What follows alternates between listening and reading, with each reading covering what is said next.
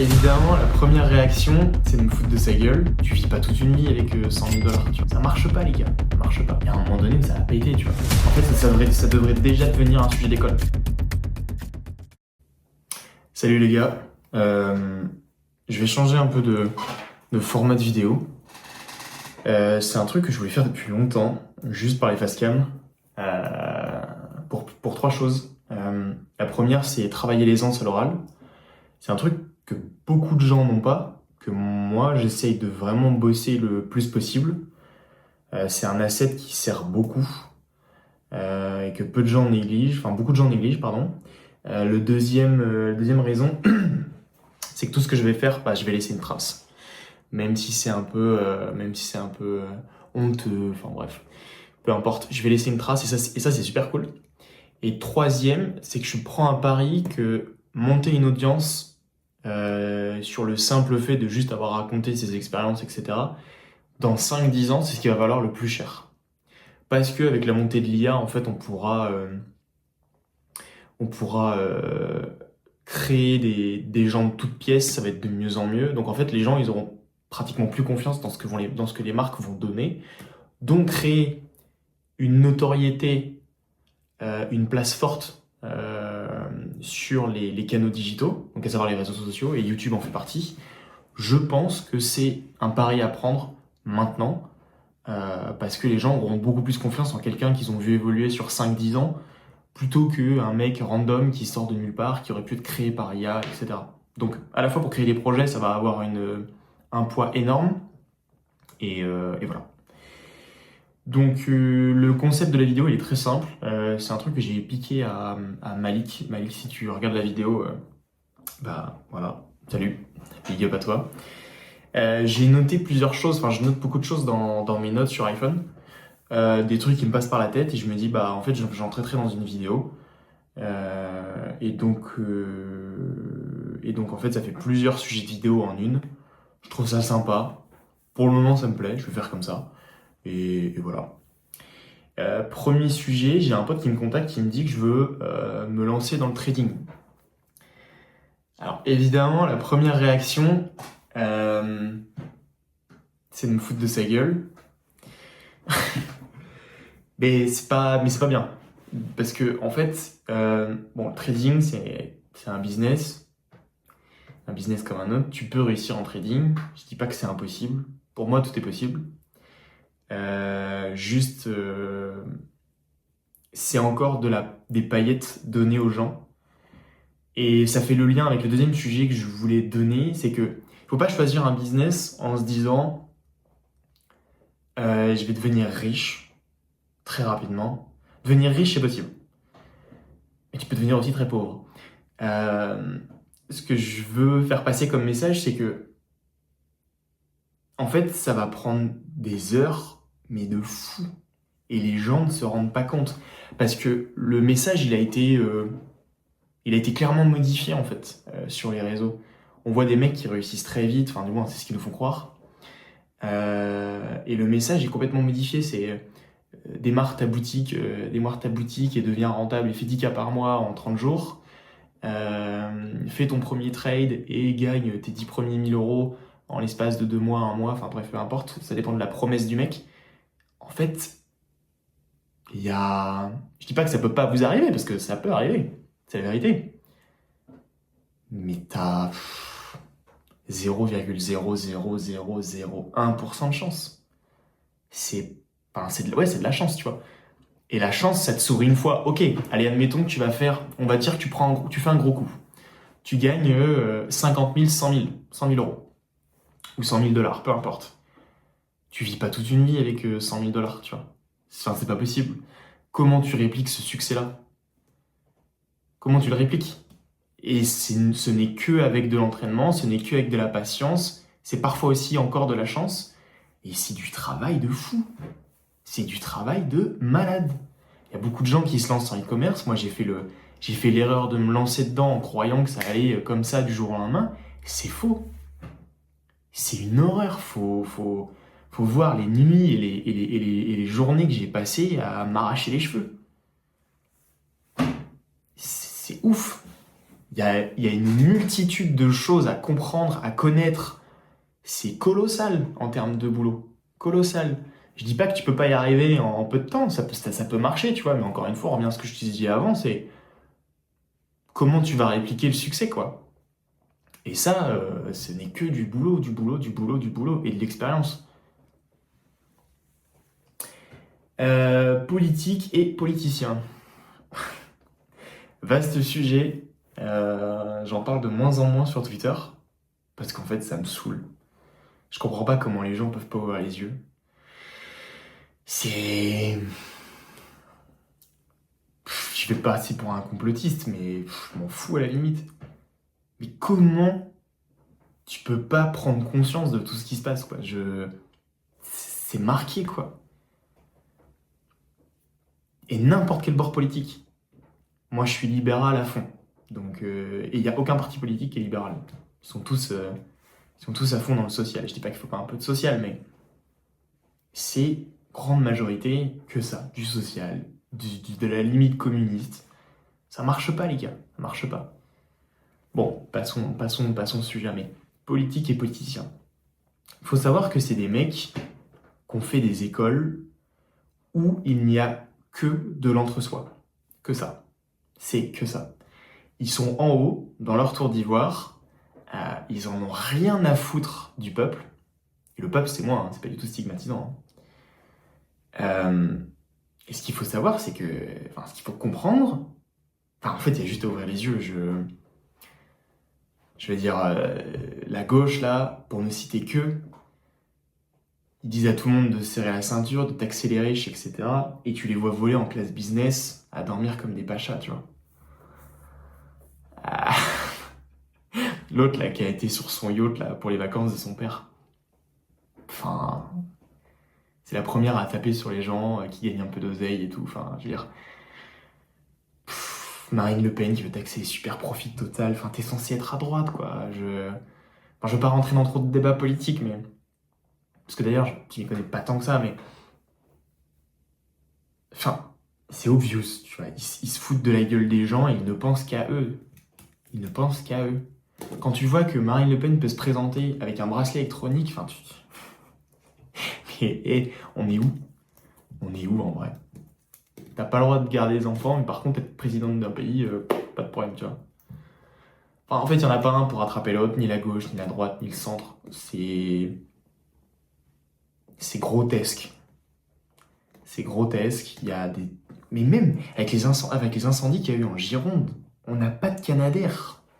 On a donné des milliards à Zelensky. Je veux dire, qu'est-ce que c'est que ce Vince, quoi? Qu'est-ce que c'est que ce Vince? C'est un sketch. C'est un sketch. Et pour parler du système de retraite aussi, puis on va clôturer sur ça, parce que c'est un vaste sujet, tout ce qui est politique et politicien, mais si tu prépares pas ta retraite tout seul, enfin ça dépend dans quelle génération t'es, mais tu vas te faire bouffer. Hein. À un moment donné, le système, il va imploser, hein, et on est déjà en train de le voir. Il y a de moins en moins de travailleurs pour ceux qui sont à la retraite. Et quand on va arriver à 1 pour 1, donc c'est-à-dire un travailleur pour un retraité, ça va être la catastrophe. Et ça va arriver, parce qu'en plus, les boomers sont de plus en plus nombreux. Donc voilà. Enfin bref. C'est ok d'être sensible. C'est ok d'être sensible. Ça fait un peu le lien que j'ai fait avec ma dernière vidéo, qui traitait globalement de ce sujet-là. Je vais mettre les deux pieds dans le plat pour vous faire une confidence. Enfin, pour te faire une confidence, il y a des sujets, moi ça me fait chialer tout de suite, tu vois. Ça me fait chialer tout de suite. La question du mariage, les relations père-fils, mère-fille, fils-mère. C'est des trucs, quand je les vois, si tu veux, je suis hyper ému. Alors peut-être parce que je suis hypersensible, mais ce que je veux dire, c'est que bon, ça pourrait faire l'objet d'une vidéo en elle-même, mais je veux dire, c'est ok, tu vois. Enfin, ça sert à rien de cacher ce que tu ressens. Ça sert à rien de cacher. Quand tu rencontres quelqu'un, typiquement, je rencontre quelqu'un, et ça, je l'ai fait de nombreuses fois. Je rencontre quelqu'un, que ce soit un homme ou une femme d'ailleurs, mais plus quand c'est une femme, et ben je vais rester un petit peu sur mes réserves. Je vais pas montrer réellement qui je suis. Et qu'est-ce que ça fait, ça, au final? Ça fait que la personne que tu as en face de toi, elle a une image de toi qui n'est pas réellement la tienne. Et ça vaut pour tous les aspects de ta vie, tu vois. Si t'es quelqu'un de bordélique et que tu fais... si t'es quelqu'un de bordélique et que tu fais pas... même que t'es pas propre, bon c'est dégueulasse, mais peu importe, je prends des extrêmes. Euh, et que tu fais des efforts pour rencontrer quelqu'un et pour rentrer en fait dans les cases que cette nana veut être. Enfin, voudrait que tu sois. Il y a un moment donné où ça va péter, tu vois. C'est obligé. Moi, je suis hypersensible. C'est comme ça. Je ressens les trucs à 200%. Je peux voir quelqu'un à la caisse et en fait ressentir le poids de son malheur. Je sais pas, je saurais pas comment vous expliquer, mais je le sais. Et de nombreuses fois, ça m'est arrivé où j'ai ressenti ça, j'étais parlé à la personne et c'était effectivement le cas. Bon, ben aujourd'hui, quand je rencontre quelqu'un ou une nana, je vais lui dire, tu vois. Je vais lui dire ou je vais lui montrer. Parce que j'ai pas le temps en fait, j'ai pas le temps de me cacher, j'ai pas le temps de changer ou quoi. Puis c'est pas des trucs qui changent, tu vois. Flemme. Je suis comme ça, je suis comme ça. L'histoire personnelle fait que, on pourra en discuter et on pourra en faire un sujet de vidéo, mais je suis comme ça. C'est tout. Je vais gagner du temps sur mes relations, je vais en parler aux gens, je vais leur montrer que il y a des trucs, je peux pas passer outre quoi. Il y a des réflexions que les gens peuvent me faire, ça m'atteint. Ça m'atteint. Alors évidemment, je travaille d'un côté pour que moi, ça m'impacte moins moi, mais c'est comme ça. Et je pourrais pas échanger grand-chose. Donc, c'est ok de l'avoir en tête. Acheter une moto dans sa vingtaine. Et je sais pas pourquoi j'ai pas fait ça plus tôt. Depuis petit, j'ai toujours voulu une moto. Tout le temps. Je voulais une 50, parce que j'avais mes copains qui avaient des 50, je voulais un scooter. Ma mère avait très peur. Ma grand-mère avait très peur, donc en fait, j'en ai pas eu. Puis bon, après, j'ai pas trop forcé non plus. Elle me disait qu'il y avait quand même pas mal de risques, puis c'est vrai qu'il y a quand même des risques. Puis j'ai toujours été de nature un peu sanguin. Toujours un peu prendre des risques, etc. Donc ça se trouve, j'aurais pu me faire très mal. Et récemment, en fait, c'est à l'issue de mon premier pneumothorax. J'ai un pote qui avait acheté un 110. Donc un 110, c'est une petite moto, qui est toute petite, hein, vraiment toute petite. Et en fait, donc à l'issue de mon premier pneumothorax, mon pote, elle achète une petite moto comme ça. Et il me dit, bah vas-y, essaye, tu vois. Et en fait, j'ai trouvé des sensations. Je lui ai dit, mais en fait, c'est ça que je veux. C'est ça que je veux. J'ai toujours regardé les sports mécaniques, j'ai toujours regardé des mecs en moto, etc. Et je m'étais dit, bon, t'as pas les moyens, fais pas ça, ça va être encore une fuite de pognon dans un côté. Et puis tu fais déjà d'autres choses à côté. Donc, pour le moment, mets ça de côté, quoi. Mais j'en rêvais depuis que j'étais gamin, tu vois. J'achetais des magazines au Super U, enfin je faisais acheter des magazines à mes grands-parents au Super U, et je découpais chaque petite moto et je les accrochais sur le mur de mes grands-parents. D'ailleurs, si on va chez mes grands-parents, j'ai une tonne de bouquins là-bas, et j'ai une tonne de trucs affichés de motocross. J'avais des posters de petites motos, etc. Enfin, j'étais vraiment un passionné. Et je m'imaginais déjà acheter ma moto, acheter les gants, la tenue, etc. Et je l'ai jamais fait. Et depuis peu, j'ai commencé avec une 125 parce que mes potes m'ont conseillé d'acheter une 125. Une petite 125 4 temps, donc c'est pas non plus, c'est pas violent. J'essaierai de mettre une photo à l'écran. Euh, et en fait, enfin, je dirais pas que ça a changé ma vie, mais ça me fait vraiment du bien, quoi. Je redécouvre un pan de moi, tu vois. Je redécouvre un peu un sentiment un peu d'explorateur. Et c'est un truc hyper masculin, tu vois. C'est un truc que j'ai ressenti qui est hyper masculin. Je découvre des endroits, je vais dans des contrées un peu spéciales avec la moto, je traverse des champs, je fais ce que je veux. T'as un sentiment de puissance qui est énorme, quoi. Et quand j'ai commencé à apprendre un petit peu à en faire, je me dis putain, c'est vrai que ça avance pas des masses, quoi.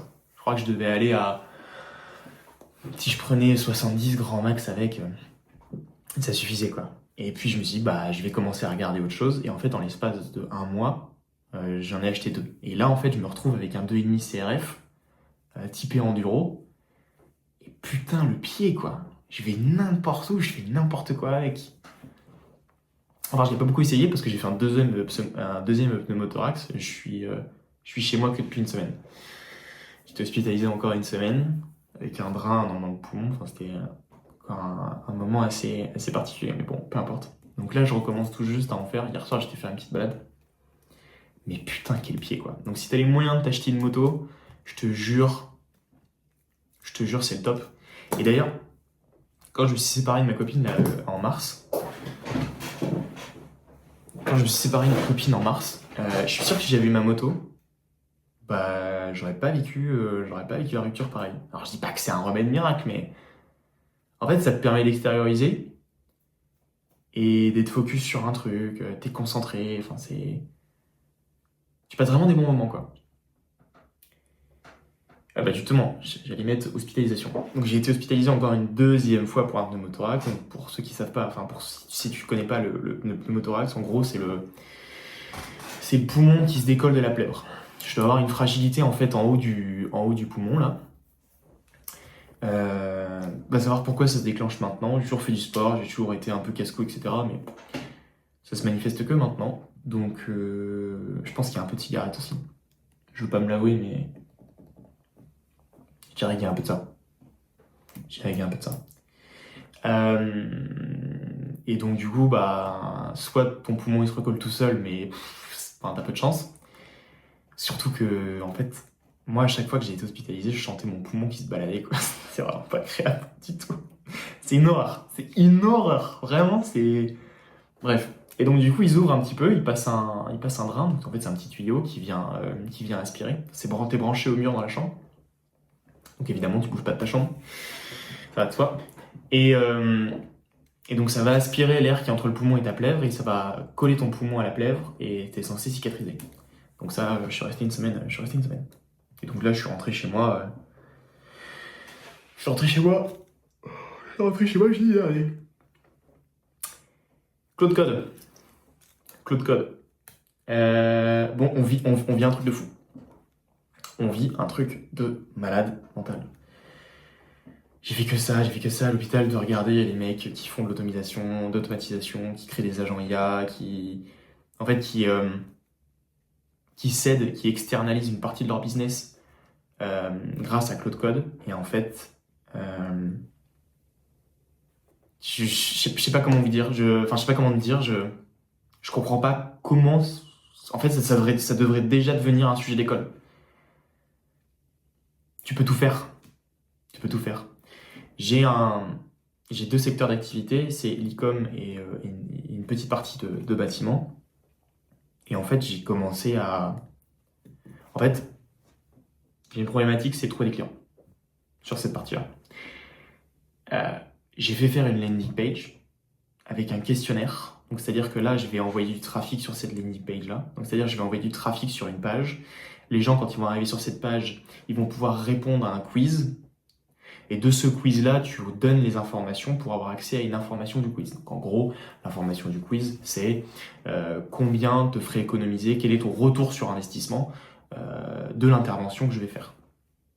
Et donc pour avoir cette information-là, bah, tu donnes ton mail, tu donnes ton numéro de téléphone, etc. Et donc du coup, ça me donne accès à des gens qui sont potentiellement intéressés puisqu'ils ont répondu le questionnaire. Donc c'est des prospects chauds. Et avec ces prospects chauds-là, moi je les appelle et je les démarche. Pour le moment, c'est pas encore lancé, mais Claude m'a fait le truc en... Je sais pas, après je suis pas un monstre non plus, mais je dirais en une petite demi-heure quoi. J'ai plus qu'à envoyer des ads et envoyer du trafic. Donc c'est fou. En fait, c'était le truc qui me manquait, moi, qui me manquait de base. Même pour faire des ads sur de l'e-com. Dire que j'avais pas vraiment la structure, je savais pas comment bidouiller, faire des ads. Parce que en fait, je suis pas vraiment un geek moi de base. Non, je deviens un geek par la force des choses, mais je suis pas vraiment un geek. Hein. Je suis plutôt un mec manuel quoi. Je serais plutôt en train d'aller abattre des arbres ou balancer des cailloux dans une mare. Plutôt que de rester toute la journée derrière mon PC quoi. Mais bon, je prends du plaisir, hein. Ça va. Et je voulais en venir. Ouais, et donc du coup, tout ce que j'ai en tête, bah je peux le faire. Alors là, il faut que je fasse attention parce que niveau trésor, je suis très short en ce moment. Mais dès que je peux, je prends le forfait à genre 200 € de Claude. Mais je vais faire des dingueries. Je vais faire des folies. Il y a trop de trucs à faire. Beaucoup trop de trucs à faire. En fait, si tu regroupes Claude, Parce que j'ai une mentalité quand même un peu de créateur. J'ai toujours aimé créer des choses, etc. Donc là, j'ai ma mentalité de créateur. Donc j'aime créer des choses. Et j'ai quelque chose en face qui va me permettre de créer tout ce que je veux. C'est ouf. C'est ouf. T'as envie de créer une application pour t'aider chez toi, tu le fais. T'as envie de créer un système de domotique pour fermer tes volets, etc. Tu peux le faire. Tu peux tout faire. Malik, là, il en parle dans une de ses vidéos. Il a toujours voulu recruter un personal shopper. Personal shopper, c'est tu lui balances une tonne d'articles, tu lui balances des photos, des inspi, etc. Et tu lui dis, bah, trouve-moi tous ces articles-là, tu m'envoies les liens et quand je pourrai, je les achèterai, quoi. Il a donné accès à son Pinterest et t'as une liste d'articles. C'est ouf. C'est ouf. Moi, les cas d'usage que j'ai, qu'est-ce que j'ai fait récemment? Si, la LP, j'ai mon monteur en interne. Donc là, cette vidéo, pour enlever tous les blancs, mais encore, je pense que je vais la mettre brute comme ça parce que c'est le thème. Je lui dis, tu prends cette vidéo-là, tu me cuts tous les blancs, tu fais attention à ce que mon visage soit coordonné avec ce que je suis en train de dire. Il le fait. Et le mec tourne en interne, en fait. Ça me coûte 20 € par mois. 20 € par mois, t'as un monteur. T'as pas un monteur exceptionnel qui va te faire du motion design, etc. Quoique, encore, tu pourrais lui demander. Ça te coûterait juste un petit forfait avec de l'IA. Mais je suis très inquiet pour ceux qui se mettent pas à l'utiliser. Nous, on est dans une bulle.